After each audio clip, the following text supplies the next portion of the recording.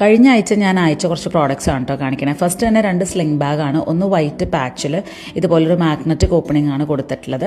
ഇത് വാങ്ങിക്കാനാണ് ആളെൻ്റെ അടുത്ത് വന്നത്. പിന്നെ ഈ ഒരു ബ്ലാക്കിൻ്റെ പ്രിൻ്റ് ഇഷ്ടപ്പെട്ടിട്ട് അതിലും കൂടെ ചെയ്യാൻ പറയുകയാണ് ചെയ്തത്. അപ്പോൾ അതിന് നമ്മൾ സിബ് ഓപ്പണിംഗ് ആണ് കൊടുത്തത് കേട്ടോ.